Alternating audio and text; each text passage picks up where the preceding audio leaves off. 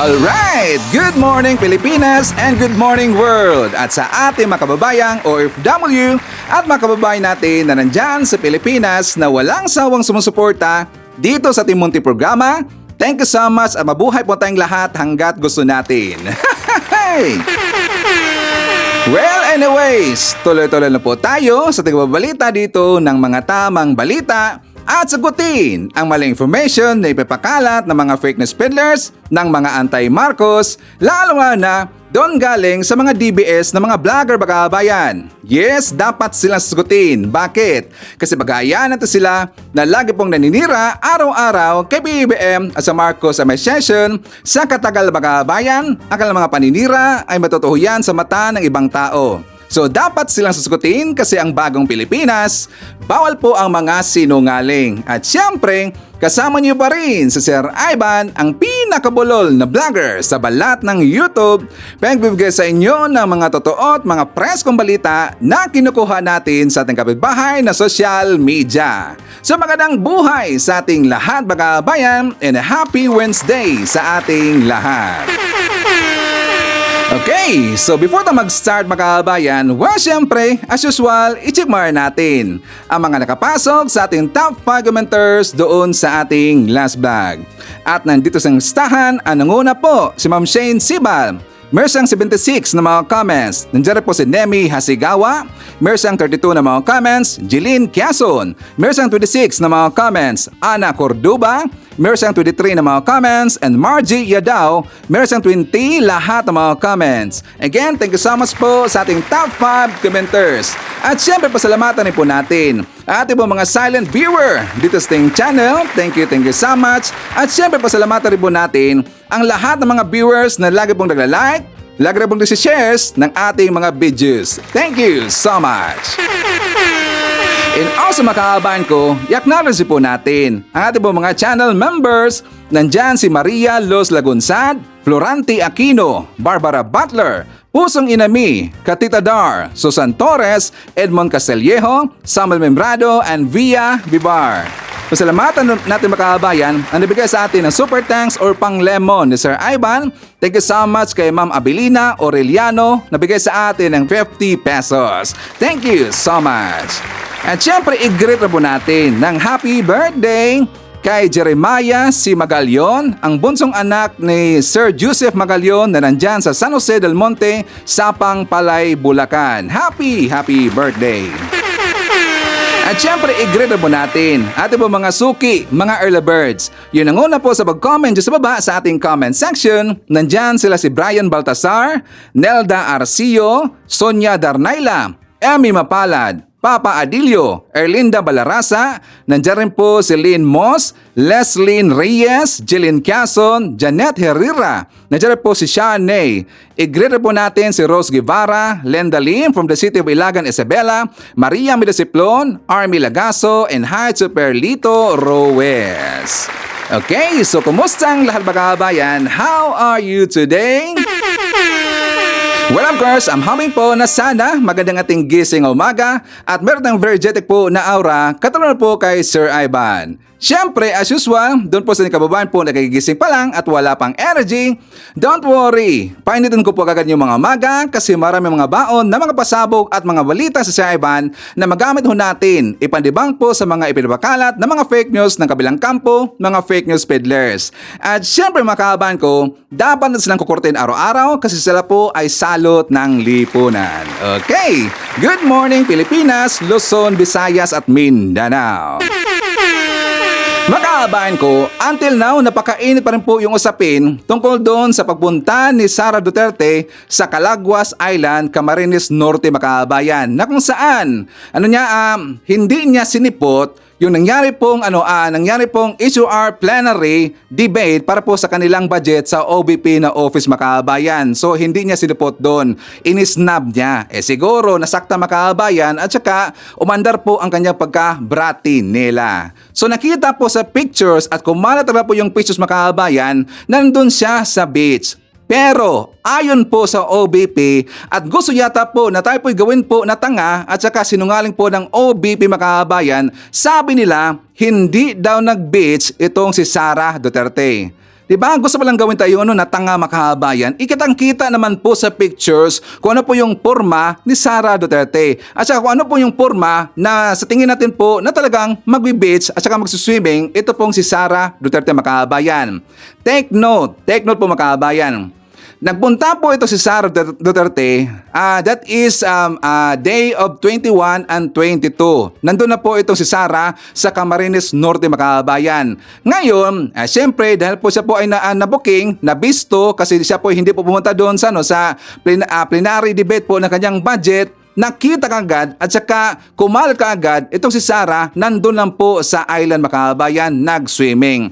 So dahil po para hindi siya ito mapahiya, gumawa sila dito po ng plano makabayan na according po ng taga-OBP na meron dang mahalagang pinuntahan itong si Sara Duterte na tipon-tipon sa kanya pong mga supporter makabayan. Kaya binisita niya ang kanya mga followers or mga supporters doon daw sa Camarines Norte. But before po tayo maglabas po ng ating ebidensya makabayan, na ito pong si Sara Duterte ay talaga pong nagsinungaling. Ipakita ko sa inyo, ito pong balita galing po sa UNTV. For more details, let's watch this. Mariing binabulaanan ng Office of the Vice President ang balitang nasa beach umano ang pangalawang Pangulo habang nagsasagawa ng budget deliberation ang Kamara kahapon. Sa pahayag na inilabas ng OBP, nasa Vincents at Daet sa Camarines Norte at Legazpi City sa Albay si VP Sara para makipag-usap sa mga tao roon patungkol sa kanilang kalagayan. Dagdag pa ng tanggapan ng Vice Presidente, madali naman itong mapatutunayan sa pamamagitan ng mga social media post ng mga residenteng kanyang nakausap. Kinukundina ng OBP ang pagkakalat ng maling impormasyon para sa pansariling interes. Okay, so ganito makabayan. According po sa residente doon makabayan na yung picture na to, that is day 22. That is day 22. Kasi po, yung debate po ng kanyang budget makabayan doon po sa Kamara, that is day 23, Monday ho yung makabayan.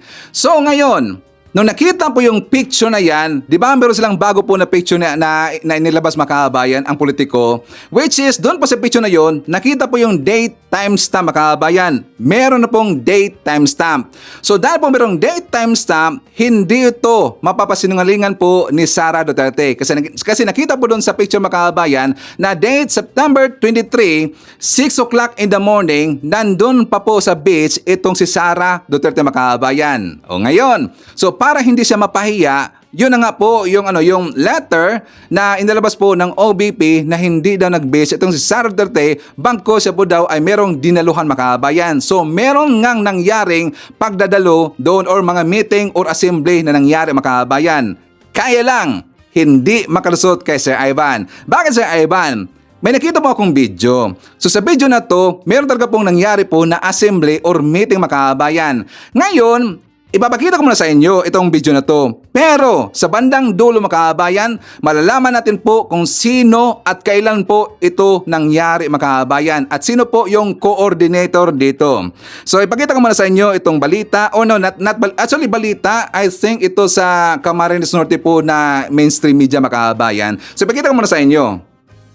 Tanging pasasalamat at pangungumusta ang naging sentro ng sorpresang pagdalaw ni Vice President Inday Sara Duterte sa kanyang mga taga-suporta sa lalawigan ng Camarines Norte, partikular na sa bayan ng Daet. Ito kabayan ang naging paglilinaw ni Ginoong John de la Cruz, isa sa mga punong abala sa pagdalaw ng pangalawang Pangulo ng bansa. Sa interview ng RNTV News Online, purpose ng pagdaan niya rito sa ating probinsya, sa Camarines Norte, is to meet and greet her supporters. Since nabalitaan po natin na galing po siya sa Naga to attend the Peña Francia, I think the Vice President decided to visit also Camarines Norte. Totoo lang, hinahanap nila ako doon ngayon sa House of Representatives kasi pinag-uusapan nila ang budget ng Office of the Vice President. Siguro naka-live stream sila doon, hinahanap nila ako. Pakisabi na lang, nandito ako sa inyo. Sabi ko sa kanila, binibigay ko na yan sa inyo kung anong gusto niyong gawin sa budget ng Office of the Vice President. Bahala na kayo. Basta kami, kung anong meron, yun ang tuloy-tuloy ang trabaho ng Office of the Tax Collector. Okay, so sabi niya mga kabayan, di ba speech niya na hinanap na daw siya ng Kongreso dahil po sa plenary debate po ng kanyang budget mga kabayan. That is the same day, 23. Babalikan natin po yung timestamp po ng picture mga kabayan. 6 o'clock in the morning, nandun po siya sa beach. Nandun sa beach, di ba? September 23, 6 o'clock in the morning mga kabayan. Ngayon, saan ko nakita po yung video na yan? Doon po sa Taps Coalition mga kabayan. Ngayon, kung intindihan natin, babalikan po natin po yung lalaking in-interview nung una mga kabayan. Sino yon? Yung pong si John de la Cruz. John de la Cruz ba yung name nun? So, ang kanyang pangalan is John de la Cruz, pero tingnan po sa baba mga kabayan, coordinator, founder of Maisog mga kabayan. Founder of Maisog. Ang ibig sabihin, kinontak niya kagad po yung isa sa mga membro po ng ng Taps Coalition at saka founder rin po ng Maisog diyan po sa Camarines Norte mga kabayan para magkaroon kagad po ng urgent emergency na meeting or assembly para hindi siya mapahiya mga kabayan. Make sense ba? Ano na mga DBS, hindi kayo makakatakas po kay Sir Ivan. Hindi nyo kami mauuto. Tingnan niyo lang po si John de la Cruz mga kabayan, founder pala ng Maisog. Tapos ang ibig sabihin, iba talaga ang kanyang pakay dyan sa Camarines Norte o sa Calaguas Island mga kabayan. Kung hindi man tungkol sa kanyang trabaho, mas ito'y tungkol po sa kanila pong rally. Ito tungkol po sa rally. Kasi nga ang coordinator, founder po ng Maisog Rally mga kabayan. Even though wala pong kumalat na picture na merong rally-rally, ganun-ganun, kundi parang meeting na po tingnan mga kabayan. Naganapan naman ako, talagang hinanap ko mga kabayan ng mga pages po katulad po nangyari dyan sa Liwasang Bonifacio or doon po sa isang basketball area. Usual pong ginagawa po ng Maisog Rally mga kabayan. Wala. Hindi sila napalabas, kundi ang video lang or picture, yun lang pong sa front na kung saan nandun po itong si Sara Duterte at marami pong napapicture sa kanya mga kabayan. Mautak talaga hindi na pinakita po yung ibang kasamahan mga kabayan. Kasi kapag ililibot po yung video na yun, makikita doon kung ano talaga yung forma or anong yung environment at sino po yung mga kasama na iba na nandun mga kabayan. Aside po sa mga taong nandun sa front. 'Di ba? Isipin natin, founder ng Maisog Rally. So, ibig sabihin mga DBS, so isipin nyo mas importante pa sa kanya yung rally kaysa budget niya para po sa kanyang office, which is very important ho yun. Bakit? Yung budget po ng OBP, which is talaga pong mamimiligro yun, kasi nga malamang sa malamang, hindi ito pagbibigyan po ng kamara. Kasi diba nung una mga kabayan, pumabor na po yung kamara na ito po'y tatapisan at saka magiging 733 million pesos lang po ang budget ng OBP for the whole year next year mga kabayan. So talaga pong mamimiligro. Yun na lang po ang magiging budget mga kabayan. So kawawa dito po ang kanyang mga tauhan mga kabayan. Well, alam naman natin po na ang OBP marami siyang sinisuldohan dyan. Ang kanyang mga tauhan mga kabayan. Hindi mahalaga sa kanya kasi gusto niya na ang kamara lang po ang magdesisyon dito kung ano ang kanilang desisyon sa kanilang budget sa OBP mga kabayan. Mas importante kay Sara yung rally mga kabayan, yung assembly ng Maisog Rally. Mga DBS, yan ba ang gusto ninyo na leader ninyo?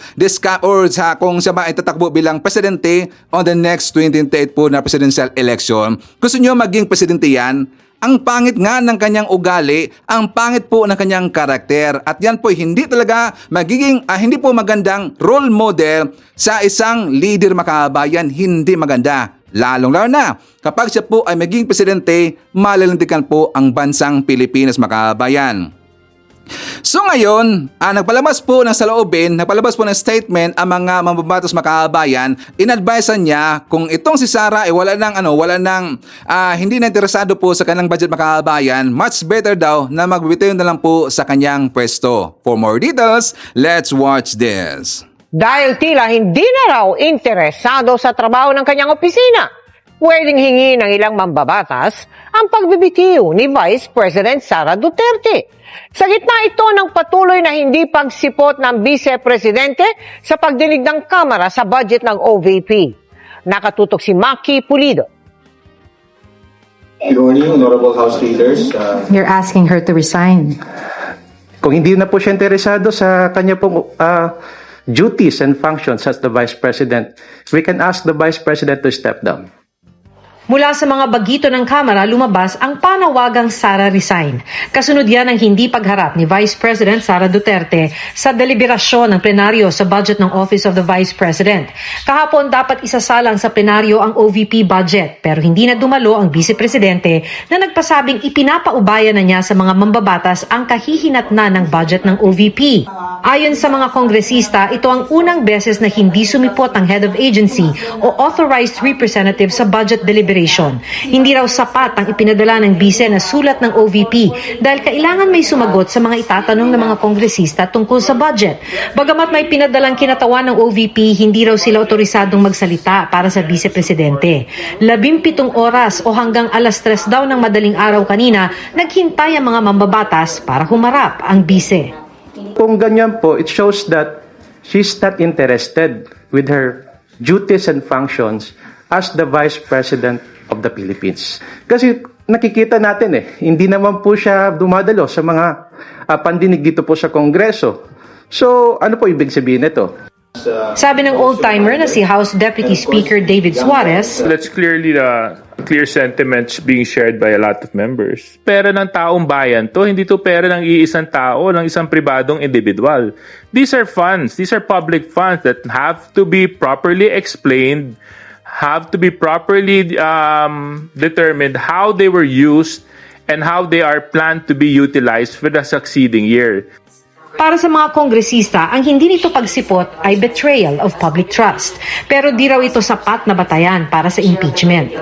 When an official who is supposed to appear before the House and defend his or her budget fails to do so, to an extent, betrayal po of public trust yun. And you have to consider the degree of the public trust that has been betrayed. But just to be purely technically po, it is in a way betrayal of public trust. But whether it would amount to impeachment, masyadong malayo naman po yun. Sinusubukan pa naming kuna ng pahayag si Vice President Duterte at ang OVP. Huling araw na ng sesyon ng Kongreso bukas. Kung di na talaga sila siputin, pag-uusapan ng mga miyembro ng Kamara ang kanilang susunod na hakbang. Kung meron pong mga ganito na ahensya ng gobyerno, well, definitely, hindi po kami papaapekto. Dahil it is our constitutional mandate to pass the budget on time. Okay, so question mga kabayan, agree ba tayo na ito pong si Sara Duterte ang mag-resign na po sa kanyang pwesto bilang Vice President mga kabayan? Please comment sa baba sa babasahin niyo mamaya ni Sir Ivan, okay? So alam niyo po, nakita ko doon sa mga vlog nila po ni Badong, nila po ni Bisdag, ni Bismar at saka yung ibang mga kabayan, plano pa lang pagtatakpan yung picture na yon na kung saan nakita po si Sara doon po sa island mga kabayan. Sabi lang AI daw, sabi nila alter daw yun na picture mga kabayan, hindi daw yung totoo. Pero at least umamin po yung yung isang po sa netizen doon sa nag-post ng mga kabayan, yung massage therapist, 'di ba? Meron pong picture po yung massage therapist doon kay Sara mga kabayan, na talagang ready po si Sara na mag-beach or mag-swimming. Sa kanyang attire pang alam mga kabayan, ready po ito si Sara na mag-swimming na. That is date of 22. Kinabukasan, yun na po yung debate sa plenary po mga kabayan para po sa budget po ni Sara Duterte. Doon po kumalat at saka napag-alaman talaga at ang kumpirmado, nandun talaga po sa beach ito pong si Sara Duterte. Aside pa rin po sa pictures, ipinakalat po ng politico.com mga kabayan. Diba? Ang mga vlogger po ng kabilang kampo, may pagkatanga talaga Kahit meron na pong ebidensya mga kabayan, pilit nila yang isisigway. Pilit na yang pagtatakpan na alam na kahit sila po alam na nila yung totoo at talagang totoo po yung picture mga kabayan. Nandun po sa island itong si Sara Duterte. Pero sila ang napahiya dito. Ngayon, ipakita ko muna sa inyo mga kabayan. Ito pong vlog po ni Attorney Claire. Tungkol po ito po sa legalidad dito po sa nangyari sa plenaryo po or sa debate, supposed to be a plenary debate hearing ng budget po ni OVP na hindi po pagdalo ni Sara Duterte mga kabayan. Ano ba ang ano ba ang impact sa ginawa po ni Sara? For more details, let's watch this. Kung sakali, totoo naman, kung sakali totoo na pumunta nga siya sa beach, so anong masama doon, partner? Wala bang karapatan ang Pangulo na para magtampisaw, para kahit papano 'Di ba? Maamoy man lang, masinghot man lang, malanghap man lang ang ang sariwang hangin mula sa dagat. Okay, partner. May trabaho eh. Nandun na siya sa Naga. O di, ganyan na lang lahat ang katwiranin ng lahat ng leader. O nandito naman ako sa Cebu, magsiswimming na lang ako. So maglit lang kami. Kasi ang kahit ganda-ganda ng dagat. trabaho, Oo. Partner, Monday kasi is supposed to be House plenary deliberation Oo. sa OVP budget. Oo. Wala siya. O sige na, kung wala ka, nagbabakasyon ka, padala ka naman ng tao. Nagpadala ng tao, partner, walang written authority. Oo. Ano naman yun? So hindi tinanggap ng Hindi. partner Oo. ng Diba? Kamara. Imagine mo, partner, ito lang naman i-assume natin totoo na nagbakasyon siya. Wala namang masama kung magbabakasyon, di ba? Correct. Wala namang masama dun. Di ba? Kaya lang, may trabaho ka eh. Oo. Dapat kang asikasuhin. Yung mga tao doon sa sa house, naghihintay sa'yo. Mhm. Di ba? Kung nagbabakasyon ka, sana nagpadala ka na matinong tao mo Mhm. para umusad. Oo. Di ba? So, ang sabi ko nga, partner, bakit ka magpapadala ng hindi authorized? Oo. Ayun lang. Hindi ba niya yun alam? Oo. Dapat alam niya yun. Kasi Dapat alam mo yun. Oo, kasi ang pinag-uusapan dyan pondo niya pondo ng kanyang opisina. Oo, hindi niya pondo. Ang problema kasi sa akin, ang nakikita ko kay VP Sara, Oo. yung office ng Vice President, inaari niya. Oo. Na parang kanya. Mhm. Gobyerno to, partner. Nagkataon siya lang yung head. Oo. Siyang Ang namumuno. OVP, Namumuno OVP doon. is not VP. Oo. Diba? Kung may problema ka sa ibang tao, kung may problema ang VP sa ibang tao, hayaan mo umusad ang OVP kahit hindi ka nakikita sa house. Oo. O, di ba? So, ngayon, ang tanong, ano ba dapat unahin? Magtampisaw? Kung totoo yung bitch? Oo. Magtampisaw? O dapat mong ayusin yung budget mo? Pwede ba both? Pwede. Ganito lang, online. Pwede. Di ba? Hindi, kasi sabi mo nga kanina, di ba? Pwede naman siya magpadala ng tao, authorized. Di ba? Na siyang re-represent sa kanya. Maging tapos siya representative nagbabakasyon. office of... Hindi, kasi, ayaw naman talaga niyang sumipot sa budget hearing partner. Kasi, ang kanyang ang kanyang nakikita partner, pinopolitika siya. Dahil gusto nga siyang partner. Kumbaga, sirain ang kanyang pangalan para sa 2028 election. Yun ang nakikita niya doon na ginagawa ng mga kongresista para sa kanya. Yun ang kanyang pananaw. Diba? Sa ginagawang hearing. Kung ganun yung kanyang nakikita, sabi mo nga, pwede naman pala siyang magpadala ng ng representative dun sa ginagawang budget hearing partner para nang sa ganun hindi pa rin maapektuhan, di ba, yung pinag-uusapan na budget para sa Office of the Vice President. Kaya nga, partner, ito lang, ikaw ang tumingin ito. Okay? Yung boss mo, pinaka-head, government tayo hindi natin pinag-usapan private Okay. Isang gobyerno, yung boss mo, during working days, kasi naman ang VP, 24/7 naman yan, partner, as compared sa ibang empleyado Oo. Yung boss mo, doon nagtatampisaw. Halimbawa na sabi ng Politiscope, nagtatampisaw. Okay? Nagtatampisaw. Tapos magpapadala ka lang ng tao mo. Diba? Tapos ikaw, nagbabakasyon ka. Nagtatampisaw ka. Anong dating? Maganda ba? Depende din, partner Dahil kung alam mo naman kung ano yung ano yung pinagdadaanan ng boss mo kung bakit ayaw sumipot. Baka siguro pwedeng intindihin na lang. Maraming politiko ang pinagdadaanan. So, ibig mo sabihin ba, partner, si PBBM, sa dami ng tumutulig sa kanya na ganyan. Ito lang sa akin, ha? Oo. Tumutulig sa kanya. Diba? Oo. Okay lang makita natin, magbakasyon. Oo. Magtampasaw doon. Pero kung sumaglit lang naman siya doon at hindi naman talaga siya partner, Saglit ba? Ha? Saglit ba? Oo, nag-overnight ba siya? 21 to 22 nga daw, partner. Nandun 23 siya. nga umalis. So, 2 days, 2 nights. Oo. Diba? Oo. Kasi ang ano ko lang doon is, ito lang sa akin, partner. Yung mismong sana, pondo. overnight ka lang, okay lang yun. Oo. Overnight, 21 hanggang Sunday. Okay Oo. na yun. Pinaabot mo ng Monday, at that time, hearing yun eh. Oo. Deliberation na yun eh. Oo. Diba? Okay. Ito lang naman, partner, ang i-prove niya. I-prove niya to. Hindi siya yung nasa picture. Kasi may mga nag-post ng mga tao dun, partner. Na siya talaga o... May mga nag-post na nandoon siya. Sabi niya, isang karangalan, hanapin ko, isang karangalan ang mga kasama. CBP. May ganun eh. So, tingin ko dapat, yung nag-post nun, nagpa-picture, isang karangalan, dapat siguro yan ang una niyang tuligsain, di ba, partner? Oo. Kasi talagang ito ay pinabulaanan.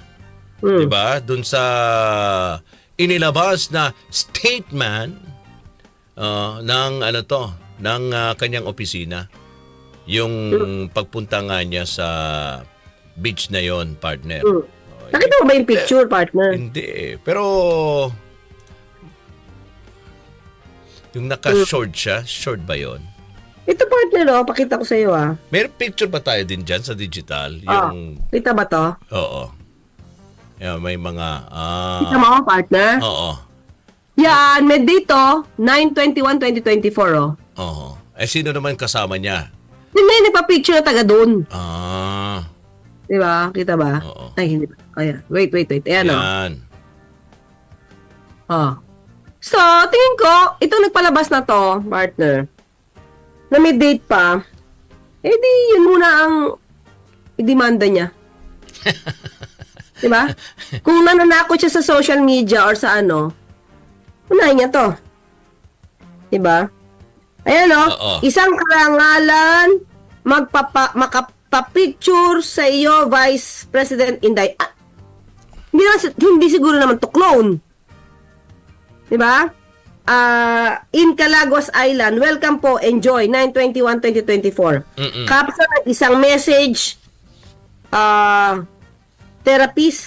message therapist sa kanyang Facebook post. So, ano ba? Ano yung kanyang caption, partner? Caption niya ni VP? Nung nagpa-picture. Okay. Yung nagpa-picture sa Facebook niya, hindi ko alam, walang pangalan dito, partner. Oo, akala ko caption ni VP Sara. Ito pa, Ay. Yan. Oo, yan ang nakita ko. Oops. Di ba? Sa social media. Nakita ko yun sa social media. Ay. No. Sabihin na lang yan na hindi siya doon. Hindi siya. Siguro, gusto na lang palitawin na hindi ako naglalakwatsa. Hindi ako naglalakwatsa, pero nandoon ako sa island. Baka gusto na palabasin, nandiyan ako to meet the people to talk about current events. At wag niyong bigyan ng mali siya yung pagpunta ko dito. Kasi ako'y nakikihalubilo sa mga tao. O be truthful na lang. Kung pumunta ka talaga sa Calaguas Island, di aminin mo. Kaso nga lang, partner, paano yung budget niya? Especially, diba?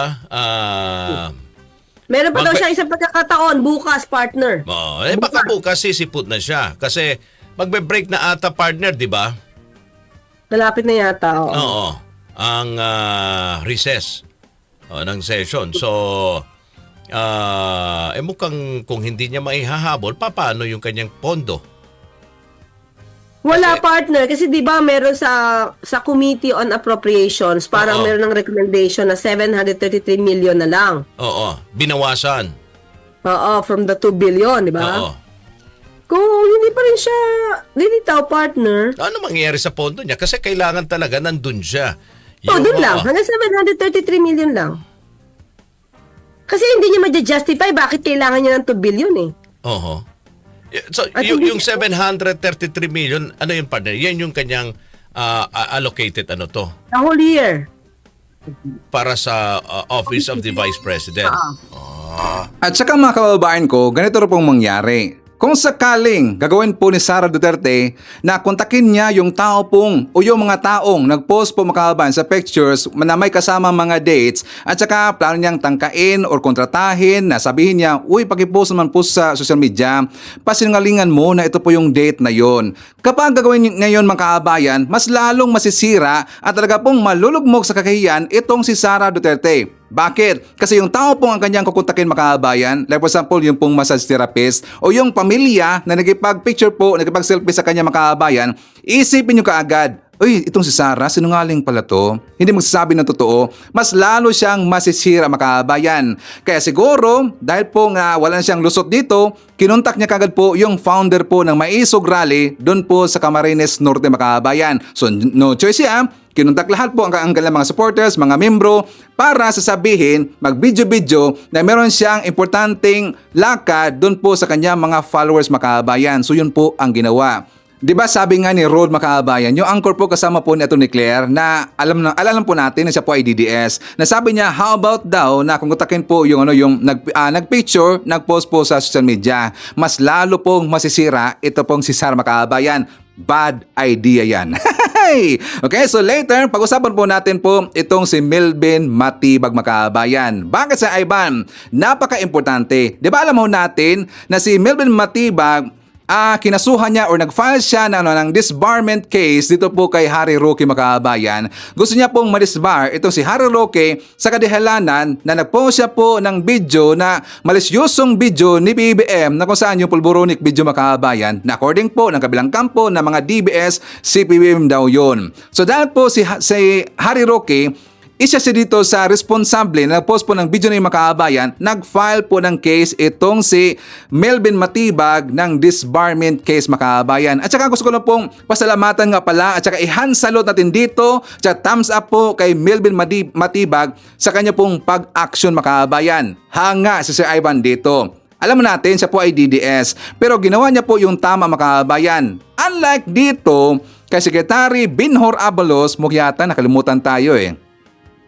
Mukha yata nakalimutan na po tayo kay Binhor Abalos na sabi niya na lahat po ng mga accounts, mga vlogger na nagpapakal po ng video na yon na pulboronic video, dapat daw makakasuhan makabayan, hindi daw nila tatantanan. Ano nangyari ngayon? Napaka-busy po ni Binhor Abalos sa kanyang pangangampanya makabayan.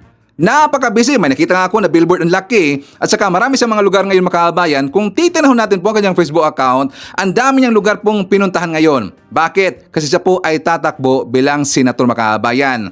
Binhor Abalos, na sana pong sinasabi mo na pananagutin mo yung lahat po ng mga account, mga vlogger, responsable sa napakalat po ng video na yon na pulboronic video. Sila si Glenn Chong, si Maharlika, mga banateros, hindi pong banateros, wala silang Pinos makabayan. Yung bisdakeros at saka yung pong isa makabayan sila si Bismar, dapat pananagutin yun. Lalong-lalo na yung buong vlogger na nandun po sa Hong Kong. Itong si Jojo Connect TV makabayan. So dapat lang sila po ikakasuhan. But before that, before po natin po pag-usapan si Melvin Matibag makabayan, kasi nga nakita ko rin po dito sa kanyang interview na itong si Melvin, meron siyang galit kay Sara Duterte. Di ba alam mo natin si Melvin makabayan? Sa hindi po nakakalam, si Melvin Matibag, si Attorney Melvin Matibag, siya po yung Secretary General po ng PDP Laban makabayan. Di ba alam mo natin? I think that is almost a year na siya po ay tinanggal po sa pwesto bilang Secretary General. Wala na po siya sa PDP Laban makabayan kasi siya po ay pinalitan. Pero meron pong kumalat noon, sumabog po na balita kung bakit tinanggal itong si Melvin Matibag at sino po yung responsable mga kabayan. Mamaya po usapan natin yan. But before that, isa naman natin. Nandyan po si Leonardo Celiero, Jennifer Oñate, Welma Jimenez Paulo. Nandiyan po si Erwin Ilagan, Flaviana Abila, Angelita Holsanger, Ding Cristina Sordilla, Jovi Montero from Bay Area, San Francisco, California, Rowena Salvatierra, Elizabeth Abila, nandiyan rin po si Daldet Pasamonte, Ana Cordoba, Rusa Agonzaga, nandiyan rin po si Wing Salvatierra, Nonsky Pasamonte, Nonoy Florin Hills from Mandawi City, Emma Valdez, Bibi Macdoms Nanamod, Anjang Aison, and hi to Gorgonia Anggala. Siya nga pala, shoutout po sa ating mga viewers, no? Sa ating pong mga followers, sa ating pong Facebook account, dyan po sa siya nga pala, sa hindi pa po nakapag-like, at saka i-follow po ang ating pong Facebook account mga kabayan, Jill Rebe TV, okay? Marami rin pong tumitira doon na mga haters natin. Ang daming umatake doon mga kabayan na mga trolls po ng kabilang kampo. Inatake po si Ivan, pati pong ating pong mga followers mga kabayan, mga viewers dito sa ating channel, okay? So please, i-like ko natin at saka i-follow po natin ang ating pong Facebook account mga kabayan, okay? So before tayo mag-proceed po doon kay Melvin Matibag mga kabayan, pag-uusapan mo natin po kasi nga sila po ay nagyera na, nagkakagulo na yung mga DBS at saka yung mga vlogger po ni Kibuloy at saka ni Digong mga kabayan. And also, ito rin pong si Hitad. Kasi si Hitad mga kabayan, meron siyang post na kung saan ipinakita niya dito kung sino po yung responsable at saka sino po yung tao na ginamit nila doon para po magawa at saka mangyari po yung pag-face swap sa mukha daw ni PBM para po mailabas nila yung video na pulburon video makabayan. Meron silang tao, alam natin yan. Kasi yung face swap makabayan, 'di ba? Like for example, meron silang model na tao. Like for example, ako. So ako yung acting makabayan. So ang gagawin diyan sa face swap, papalitan po yung mukha. So yung mukha po ni PBM ang kanilang ipinalit makabayan. So face swap po. Yung sinabi po ng taga-India na isang expert po ng AI makabayan or deepfake or anumang applications na yan na pwede po magawa na papalitan po yung mukha ng isang tao makabayan. According po sa India, face swap applications ang ginamit doon. Ngayon, may post po itong si Maharlika. Gulat tayo kasi sabi dito makabayan, si Marlon daw, Marlon Purificacion, bata ni Vic Rodriguez ang tunay na gumanap na sa pulburon video na nilabas natin mga palangga. Sabi niya, hindi tinupad ni Vic Rodriguez ang usapan namin. Bagkos mga palangga, gumagawa pa siya ng alibay na never daw niyang nakitang nagpulburon ang mamang si Kuting. So ayon sa balita makaban sa baba, pinagpatungan ng mukha ni PBM sa pulburon video, tukoy na. Yan pong tao po ni Vic Rodriguez makabayan, ang pangalan po si Marlon Purificacion. Naalala ba natin po ang YouTube account makabayan na Third Floor Studio? Yung sila si Pam, si Pamela, at saka yung pong kasamang lalaki, si Marlon yun makabayan. Naalala ba natin yan? Di ba sabi ko, lagi pong umatake kay PBM. At talaga pong napakarabid na umatake dito kay PBM. Yan po si Marlon, ang lalaki, ang babae, yan po si Pam makabayan. Ang kapatid po ni Pam, siya yung tinanggal doon sa PCO makabayan. Yung nakalimutan ng name basta reporter siya na babae, tapos tinanggal siya sa administrasyon po ni PBM. Ay siguro, hindi maganda po yung trabaho makabayan. At saka aside from that, tauhan yun ni Vic Rodriguez. Kapatid po yun ni Pam makabayan. Okay?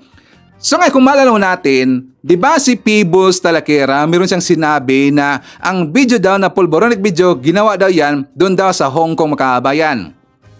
So sa Hong Kong, sino ba ang vlogger nandun? Di ba si Jojo Connect TV makabayan?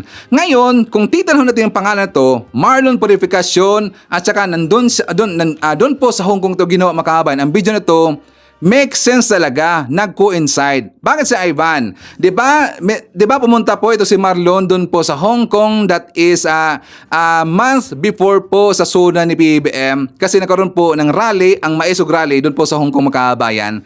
Naalala ba natin yan? Di ba? Yan pong isa si Marlon. Yang isa, yan po ang vlogger po na si Jojo Connect TV makabayan. Mukha yatang totoo ang sinabi po ni Pibos makabayan na yan pong si Marlon ang ginamit po na lalaki or model para po maisagawa yung pulboronic video makabayan. At saka yung mukha, pinalitan lang po yung mukha po ni PBM.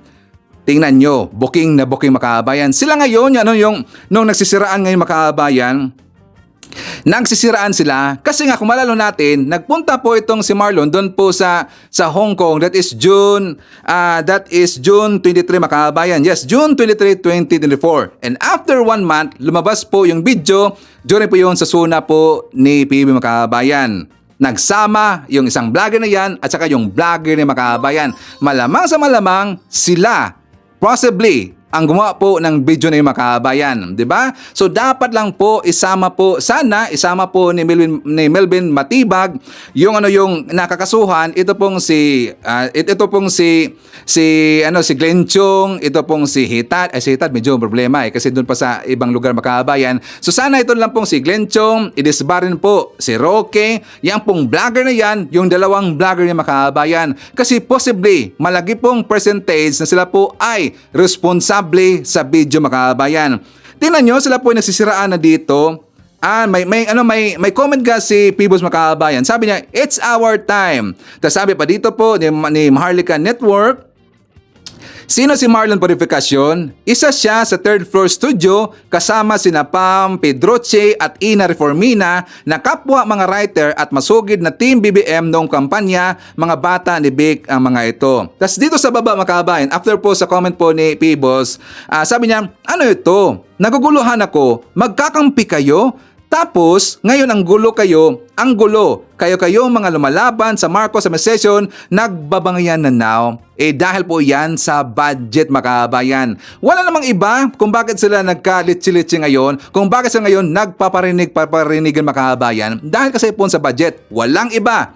Dahil po yan sa budget makabayan. Kaya sila po nagkakaganyan, nagkalitsi-litsi niya. Bakit? Isa po silang funders, itong si Kibuloy, siyempre alam mo natin na ang kanyang budget makabayan, ang kanyang properties, na freeze kasi ang mga bangko. So wala ng budget. Tingnan nyo, sila si Banat Bay, medyo dumistansya makabayan. Ang mga vlogger po ng kabilang kampo, dumistansya rin po. Ang iba, meron pong membro ng Maisog Rally. Ngayon, tinitira na po yung kapwa Maisog Rally makabayan. Nagkakagulo na sila, di ba? Dahil sa budget. Ngayon, babalikan natin si Melvin Matibag. So kung malalaw natin, almost a year makabayan, sa nakalala lang ha, nakalimutan ko lang kung sino nag-post ito. I'm not sure kung si Tiglaw ba yun or si Tulfo makabayan. Ito ba tungkol po sa pagkatanggal ni Attorney Melvin Matibag dyan po sa PTV Laban. Kasi according po doon sa article na nabasa ko, meron daw tao na malapit daw sa mga anak daw ni Digong makabayan na gusto pong hawakan ang posisyon ni Melvin Matibag doon po sa PDP Laban. Kaya yung tao na to sumipsip-sip doon po sa anak po ni Digong makabayan. Hindi kasi pinangalanan sa article. Sumipsip doon po sa anak po ni Digong. Kaya itong si Melvin natanggal makabayan. So sinong tao na yon? Siya na po ngayon yung Secretary General po ng PDP Laban makabayan. Friends po ng mga anak po ni Digong. Pero hindi lang naisip na si Melvin Matibag matagal na po sa PDP Laban makabayan. Kaya siya po galit. Pero even though hindi po sinabi po ni Melvin kung bakit siya tinanggal makabayan, hindi, nanahimik lang po itong si Melvin Matibag. Pero kahapon, may nakita po ako na interview po ni Melvin doon po sa kasama po ni Pinky Wib makabayan. Sinabi niya doon tungkol po kay Sara Duterte. Makikita ho natin po sa interview na yon na may galit siya kay Sara Duterte. At makikita na po natin sa video na yon, sa interview niya doon, kung qualified ba talaga si Sara Duterte na tatakbo bilang presidente or magiging presidente makabayan. Ang tingin ko dito sa video na to, baka si Sara po yung nagpatanggal po kay Matibag makabayan. But it's up to you. Gusto ko po makita po ang inyong analysis makabayan. I-comment dyan sa baba, okay? So ito po ang interview po ni Melvin Matibag. For more details, let's watch this. Attorney Melvin, you wrote in your column that Vice President Sara is a Bratinella. Why did you say that? Well, yung Bratinella kasi, let me explain. Yung Bratinella, alam na natin, that's a millennial term na pagka yung medyo may pagka-rebel ka or you want na everything that will happen your way. Kung hindi, you will have tantrums or magagalit ka, makipag-away ka. So that's exactly what's happening. When she is being asked to explain how do you use confidential, no, I don't want to answer. That's not related to the story. And she will start doing the name calling pagka hindi nangyari. Because she had her way during the 6 years term of his father. Yung gusto niya, it's really happening. Can you imagine? I mentioned earlier, she was able to maneuver to replace former Speaker Pantaleon Alvarez kung sino yung pinili niya. She was the one. She was really the one who's been calling the congressman that we have to replace it. Kaya nga nung napalitan si Bebot noon, si PRRD had the statement, ingat kayo sa babae na yan, talagang kaya niya magpapalit ng speaker. Kahit sa Davao niya inoperate yan. Ganon. Yun. So, that's exactly the behavior of somebody na pagka hindi mo makuha yung gusto mo, may gagawin ka palagi. Imagine nung hindi niya, gusto niyang palitan din si Speaker Romualdez. Nung hindi nangyari yon at si Speaker Romualdez, good thing he act immediately because for him, yung mga kudita sa Congress, it always should be a nip on the bud. Ayun ang term na ginagamit ni Speaker. At nung pinalitan, tinanggal sa pagka-senior deputy speaker si former President Gloria Macapagal Arroyo, nag-resign sa partido. Tapos ngayon, iba na yung sinasabi niya. Before, he was saying na ito yung unity, I'm campaigning, magkaibigan kami. Pero iba na ngayon. Sinasabi na niya ngayon, may issue ng pulburon. Mga ganyan ba? So, hindi maganda. So, that's what I'm saying.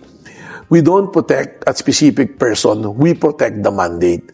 She enrolled to be the Vice President of President Bongbong Marcos.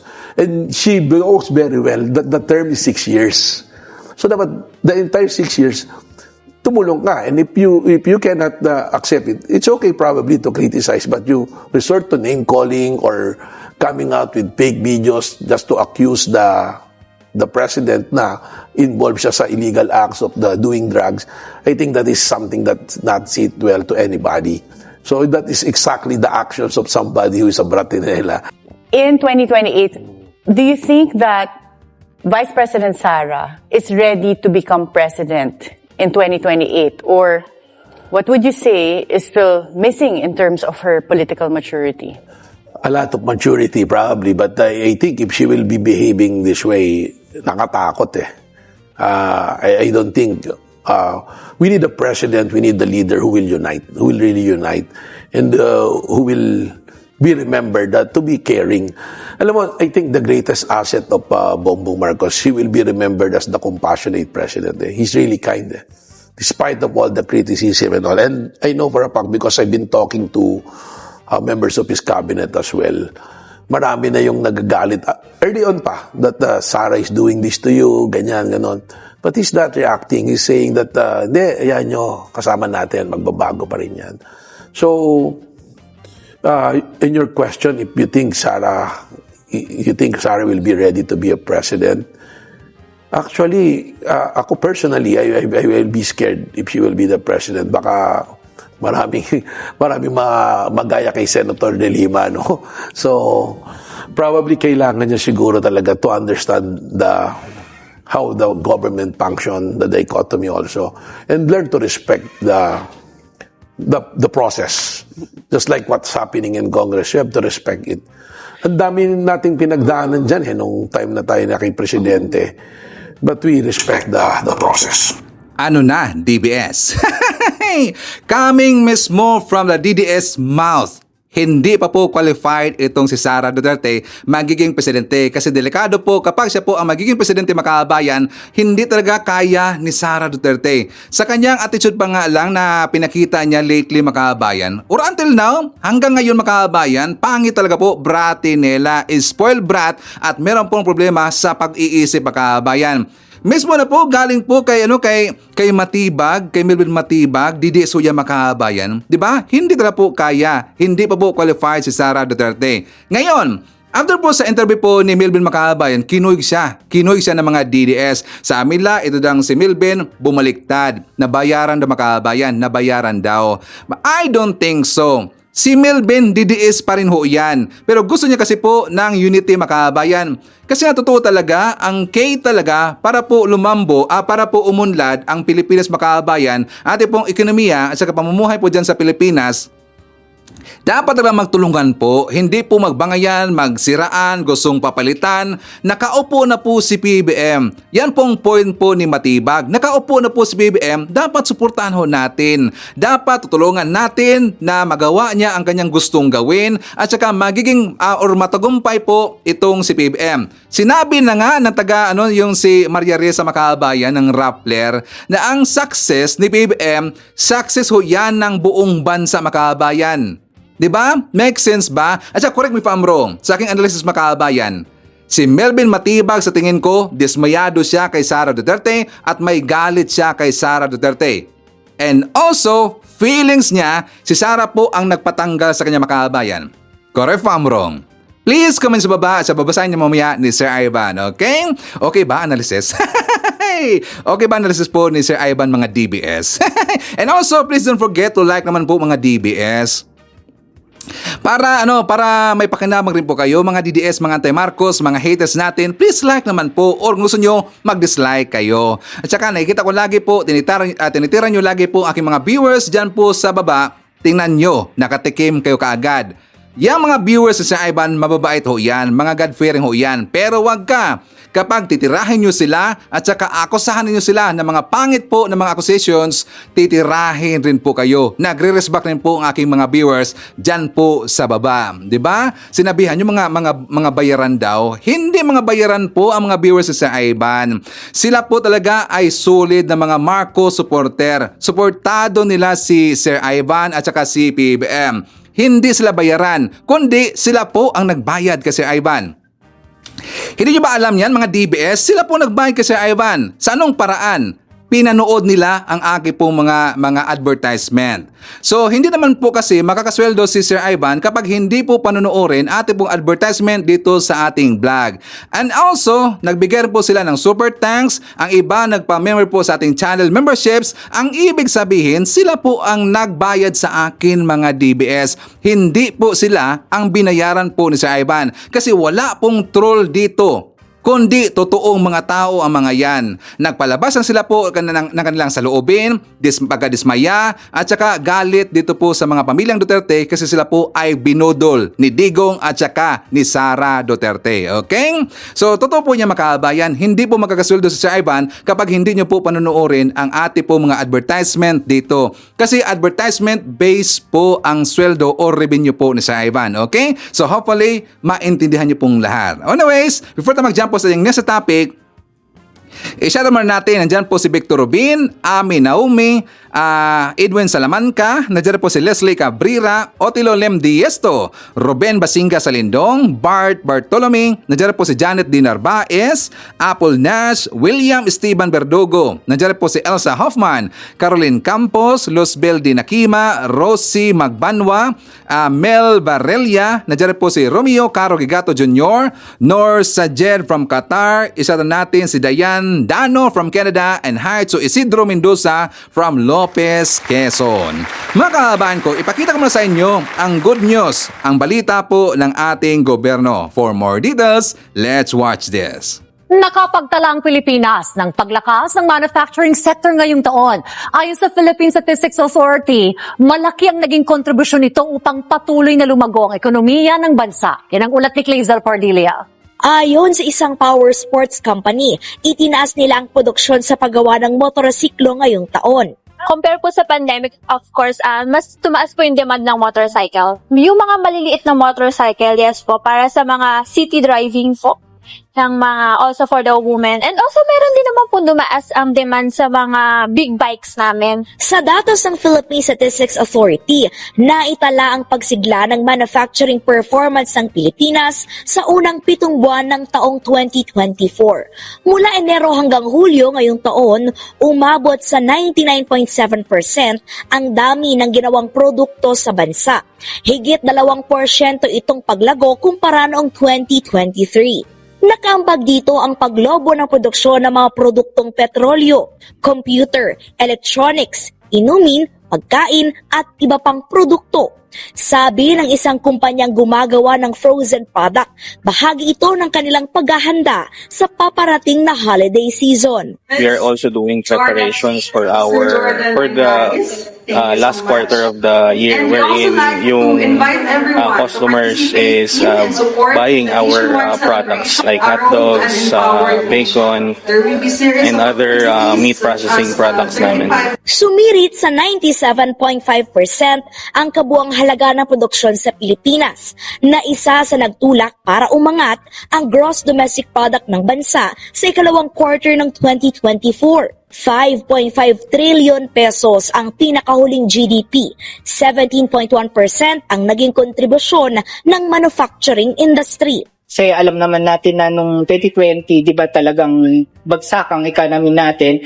And starting 2021, starting na yung pag-increase po ng mga production po ng ating mga stocks. Malaki yung naitulong mga policies na na-impose ng government sa pagtaas ng mga production. Para lalo pang pataasin ang kumpiyansa ng mga nagnenegosyo at namumuhunan sa Pilipinas, itinutulak ng administrasyon ni Pangulong Ferdinand R. Marcos Jr.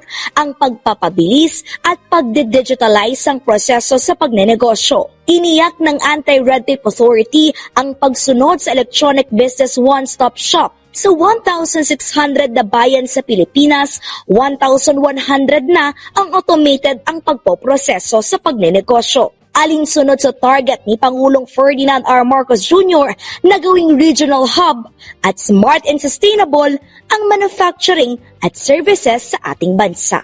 Bumaba sa 3.3% ang overall inflation noong Agosto mula sa 4.4% noong Hulyo dahil sa mabagal na food at non-food inflation. Sa Malacanang press briefing, sinabi ni Finance Secretary Ralph Recto na sa downward trend ang inflation ng bansa kung saan inaasahang bababa sa 2.5% ang inflation ngayong buwan. Inaasahan naman na aabot sa 2.9 hanggang 3.1% ang inflation sa susunod na taon.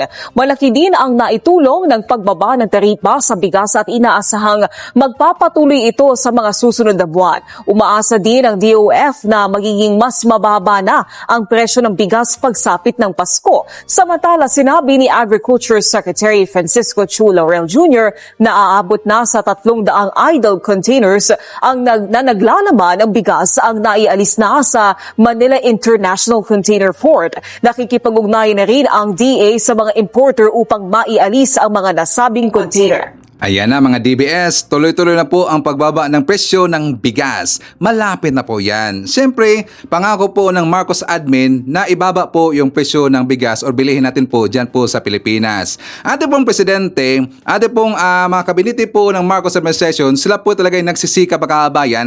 Ginagawan lang lahat para po tugunan po yung mga domestic issues dyan po sa Pilipinas.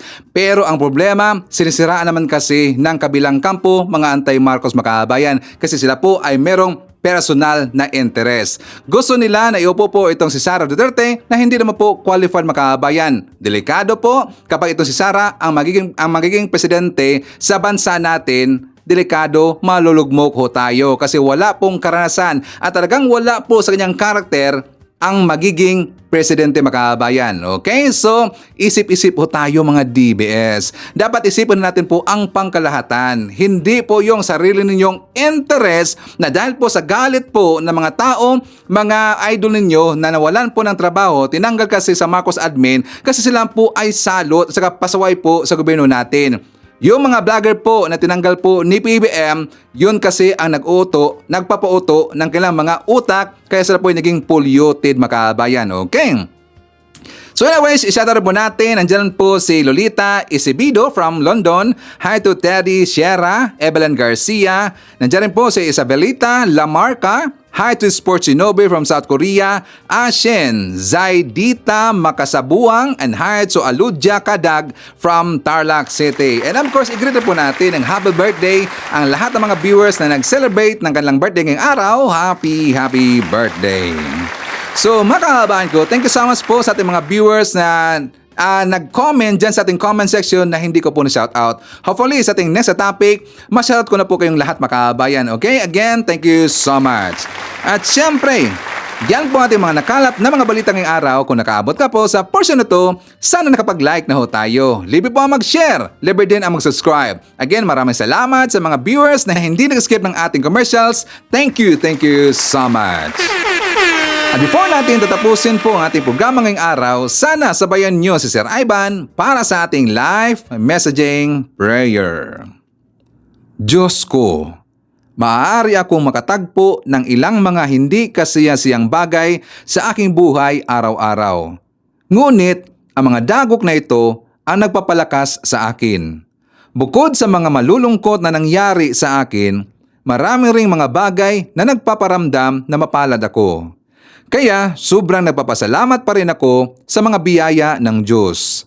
Hindi mahalaga kung ito ay tila mabuti o masama. Naniniwala ako na mayroong iyong mabuting hangarin. Ang pagmamahal mo sa akin ay hindi mailalarawan at ang pag-aalaga at proteksyon mo sa akin ay hindi masusukat. Mula sa kaibuturan ng aking puso, ako ay nagpapasalamat sa iyo. Ito ang aking panalangin sa umaga ng pasasalamat sa pangalan nating Panginoong Jesucristo. Amen. So maraming salamat mga kababayan, and I hope to see you again on my next video.